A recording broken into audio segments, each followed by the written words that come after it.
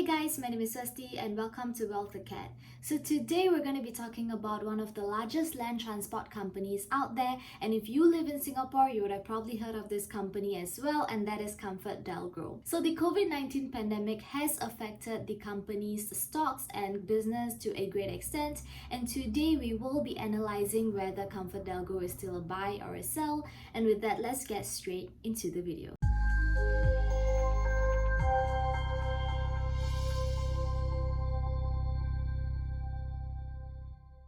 So first and foremost, let's take a look at ComfortDelGro's business model to kind of understand how they generate their income and revenue. Right, one of the most common misconceptions that I've heard is that ComfortDelGro is basically just a taxi company in Singapore. Right, it's not wrong to say that ComfortDelGro is a taxi company, as that is part of their business model, but that is just one small part of their entire business model. In fact, ComfortDelGro is worldwide and is spread across different geographical regions such as Singapore, UK, Australia, China, Vietnam, and even Malaysia.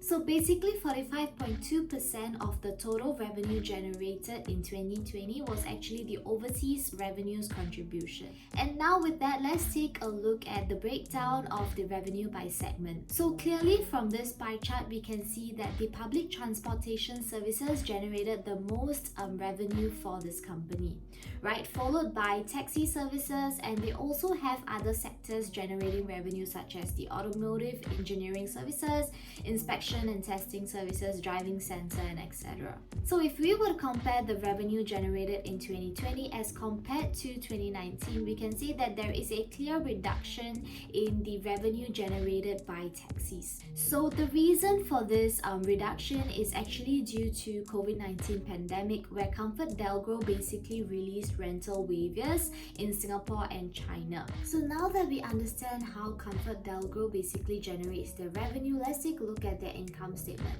So basically, their revenue has decreased 17.2% as compared to the previous year due to the COVID-19 pandemic. So basically, the lockdowns and the circuit breaker measures has affected their public transport services as well as their taxi services. On top of that, their total operating cost has also decreased 11.6% as compared to the previous year due to lower fuel costs, for example, for the public transport services, as well as Singapore having a smaller taxi fleet for the taxi services. So next, if we were to compare the quarter-to-quarter results for the income statement, we can see that the second quarter took the greatest hits. So basically, during the second quarter was when lockdowns was happening all over the world and circuit breaker measures were implemented. So clearly, we can see that ComfortDelGro reported its highest loss during this period. But as these circuit breaker measures and lockdowns began to ease up a little bit, we can see that in their third and fourth quarters, they were able to generate more profit as compared to the second quarter. And with that, let's take a look at this company's financials. So as I'm doing this video, ComfortDelGro is currently trading at a share price of $1.75. The PE ratio is also 60.34, which I think is extremely high and overvalued for this company. The price to book ratio is also 1.45, which is higher than one, kind of stating that it's not exactly undervalued at this point of time. So I would think twice to buy into this company at the current share price. On top of that, the current ratio is also 1.41, and they do have quite a bit of debt, so that is something to take into consideration before you buy or purchase ComfortDelGro shares. But on that note, there is another news that I basically wanted to highlight, which was released by MOH. So basically, MOH stated that more employees may actually now return to their workplaces. So initially, only 50% of the employees could return to the workplace, but now that cap has increased from 50 to 75%.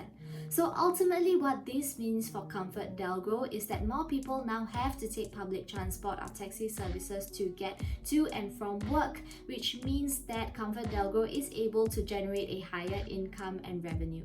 But with that being said, there is a risk in investing in ComfortDelGro due to rising competition for the taxi sector.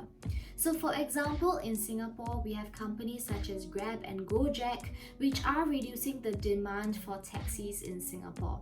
Similarly, in UK, there are companies such as Uber, which is well known, which is also making it difficult for ComfortDelGro's taxi sector to continue sustaining. So I am hoping to see some kind of measures taken from ComfortDelGro to kind of beat out its competition and still stay on top when it comes to taxi services, at least in Singapore. But until that happens, I might think twice before buying into this company.